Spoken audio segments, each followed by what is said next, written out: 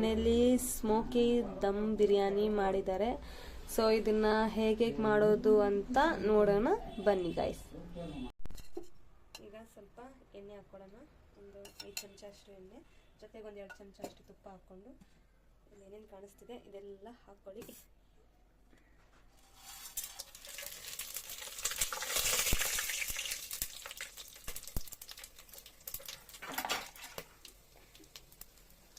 ಜೊತೆಗೆ ಹಾಕ್ತೀರಾ ಈರುಳ್ಳಿನ ಹಾಕೊಳ್ಳಿ.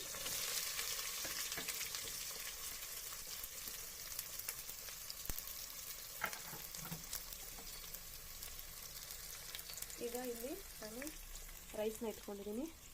ಜೀರಾ ರೈಸು, ಆಮೇಲೆ ಬಾಸ್ಮತಿ ರೈಸು ಒಂಚೂರು ಸ್ವಲ್ಪ ಹೊತ್ತು ನೆನೆಸಿಟ್ಕೊಂಡು ಇಲ್ಲಿ ಕುದಿಯೋಕ್ಕೆ ಎಲ್ಲ ರೆಡಿ ಮಾಡ್ಕೊಂಡು ಇಟ್ಕೊಂಡಿದ್ದೀನಿ. ಈ ಕಡೆ ಒಗ್ಗರಣೆಗೆ ಎಲ್ಲ ರೆಡಿ ಮಾಡ್ಕೊಂಡಿದ್ದೀನಿ.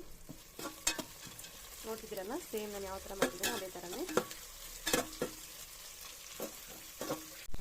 ಈರುಳ್ಳಿ ಚೆನ್ನಾಗಿ ಫ್ರೈ ಆಗಬೇಕು. ಇಲ್ಲಿ ಕುದಿತಾ ಇರೋ ನೀರಿಗೆ ಹಸಿಮೆಣಸಿನ್ಕಾಯಿನ ಹಾಕ್ಕೊಳ್ತಾ ಇದ್ದೀನಿ.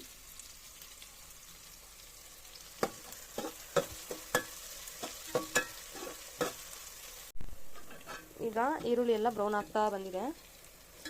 ಸೊ ನಾನು ಇನ್ನೂ ನಿಮ್ಗೆ ಹೇಳೋದು ಮರ್ತೆ, ನಾನು ಮೊದಲೇ ಚಿಕನ್ನ ನೆನೆಸಿಟ್ಕೊಂಡಿದ್ದೆ.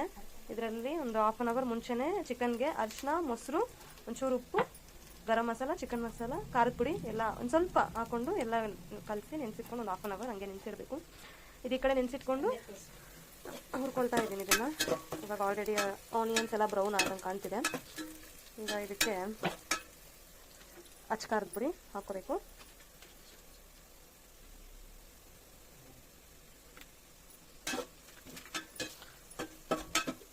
ಖಾರದ ಪುಡಿ ಎಲ್ಲ ನಿಮ್ಮ ಒಂದು ಟೇಸ್ಟ್ಗೆ ತಕ್ಕಂತೆ, ಲೈಕ್ ನೀವೇನಾದರೂ ಸ್ಪೈಸಿ ತಿನ್ನೋರಾಗಿದ್ದರೆ ನಿಮ್ಮ ಒಂದು ಸ್ಪೈಸಿನೆಸ್ಗೆ ಮ್ಯಾಚ್ ಆಗೋ ಹಾಗೆ ಹಾಕೊಳ್ಳಿ. ಜೊತೆಗೆ ಶುಂಠಿ ಬೆಳ್ಳುಳ್ಳಿ ಪೇಸ್ಟು ಒಂದು 2 ಸ್ಪೂನ್ ಆ ಥರ ಹಾಕ್ಕೊಳ್ಳಿ. ಚೆನ್ನಾಗಿ ಹಾಕ್ಕೊಂಡು ಎಲ್ಲನೂ ಸೇರಿಸಿ ಮಿಕ್ಸ್ ಮಾಡ್ಕೊಳ್ತಾ ಬರಬೇಕು. ಈಗ ಚೆನ್ನಾಗಿ ಹುರಿದಾಗಿದೆ. ಇದಕ್ಕೆ ಚಿಕನ್ನ ಹಾಕ್ಕೊಳ್ತಾ ಇದ್ದೀವಿ. ಒಂದು ಅರ್ಧ kg ಅಷ್ಟು ಚಿಕನ್ನು.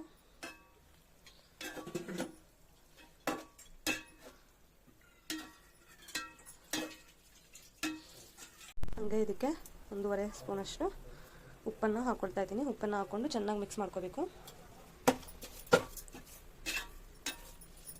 ಈ ಕಡೆ ನೀರು ಚೆನ್ನಾಗಿ ಕುದೀತಾ ಇದೆ.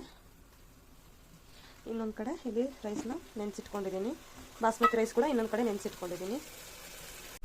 ಚಿಕನ್ ಹಾಕ್ಕೊಂಡಾದ್ಮೇಲೆ ಇವಾಗ ಟೊಮೊಟೊನ ಹಾಕ್ಕೊಳ್ತಾ ಇದ್ದೀನಿ. ಚೆನ್ನಾಗಿ ಫ್ರೈ ಆಗಬೇಕು.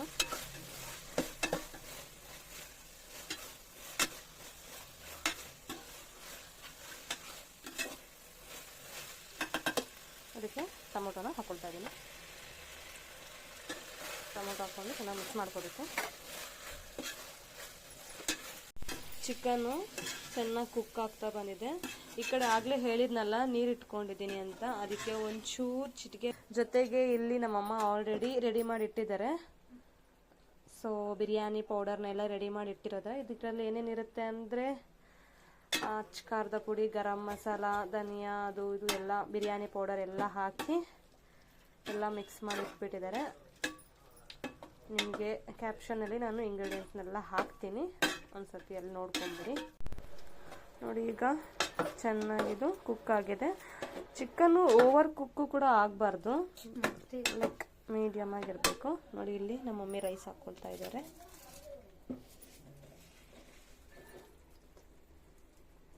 ಆಗಲೇ ಕುದಿಸಿಟ್ಟಿದ್ವಲ್ಲ ಅದೇ ಒಂದು ಇದಕ್ಕೆ ನೆನೆಸಿರೋ ಅಕ್ಕಿನ ಹಾಕ್ಕೊಳ್ತಾ ಇದ್ದಾರೆ. ನಾವು ಇದಕ್ಕೆ ಬುಲೆಟ್ ರೈಸ್ನ ಯೂಸ್ ಮಾಡ್ತಿದ್ದೀವಿ. ಜೊತೆಗೆ ಚೂರು ಬಾಸ್ಮತಿ ರೈಸ್ ಕೂಡ. ನಿಮ್ಗೆ ಯಾವುದು ರೈಸ್ ಮನೇಲಿ ಲೈಕ್ ನೀವು ಯಾವ್ದು ಯೂಸ್ ಮಾಡ್ತೀರಾ ಯೂಶಲಿ ಅದನ್ನೇ ನೀವು ಯೂಸ್ ಮಾಡ್ಕೋಬೋದು. ಲೈಕ್ ಇದೇ ಇಂಗ್ರೀಡಿಯೆಂಟ್ಸ್ ಎಲ್ಲ ಹಾಕ್ಕೊಂಡು ರೈಸ್ ಅದನ್ನು ಹಾಕ್ಕೊಂಡ್ರು ಕೂಡ ಸೇಮ್ ಅದೇ ಥರನೇ ಬರುತ್ತೆ. ನಮ್ಮ ಮನೇಲಿ ಇವಾಗ ಇದನ್ನೇ ಯೂಸ್ ಮಾಡೋದು, ಹಾಗಾಗಿ ನಾನು ಇದನ್ನೇ ಹಾಕ್ತಾಯಿದ್ದೀನಿ.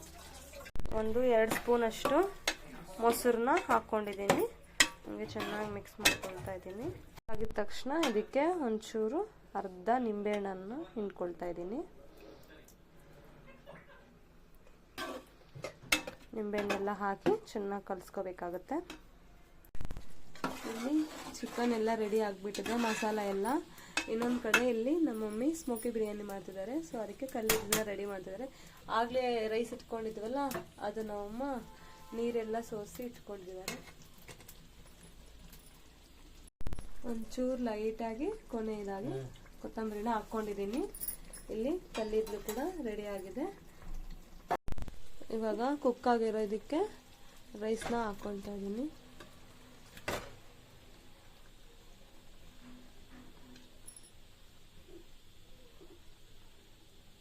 ರೈಸ್ನ ಕಂಪ್ಲೀಟಾಗಿ ಹಾಕ್ಕೊಂಡು ಇನ್ನೊಂದು ಕಡೆ ಅಲ್ಲಿ ಕಲ್ಲಿದ್ಲು ಕೂಡ ಚೆನ್ನಾಗಿ ರೆಡಿ ಆಗಿದೆ. ಅದು ಚೆನ್ನಾಗಿ ಅದು ಕೆಂಪಾಗಿಬಿಡಬೇಕು ಫುಲ್ಲಾಗಿ.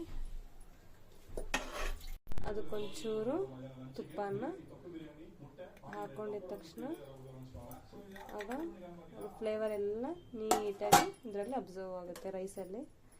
ಸೊ ಅದನ್ನು ಹೀಗೆ ಒಂದು 10 ನಿಮಿಷ ದಮ್ಗೆ ಇಟ್ಕೊಂಡ್ಬಿಡ್ಬೇಕು. ಭಾರ ಇರೋ ಏನಾದರೂ ಒಂದು ಐಟಮ್ನ ಹಿಂಗೆ ಇಟ್ಕೊಂಡ್ಬಿಟ್ರೆ ದಮ್ಮಾಗಿ ನೆಕ್ಸ್ಟ್ ಒಂದು ವಿತಿನ್ 10 ಮಿನಿಟ್ಸಲ್ಲಿ ಬಿರಿಯಾನಿ ರೆಡಿ ಆಗುತ್ತೆ. ಈಗ 5 ನಿಮಿಷ ಕಂಪ್ಲೀಟ್ ಆಯಿತು.